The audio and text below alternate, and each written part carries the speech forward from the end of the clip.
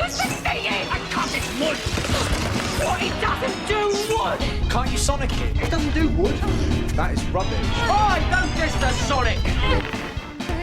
Oh, aliens made of wood. This was always going to happen, you know. What? I've got to invent a setting for wood. It's embarrassing. The Sonic won't work on that. It's too primitive. I can trigger an isolated sonic shift among the molecules, and the door should disintegrate. You have to calculate the exact harmonic resonance of the entire structure down to a subatomic level. Even the sonic could take years. Well, I'll let you down. There's no setting for wood. Why is there still no setting for wood?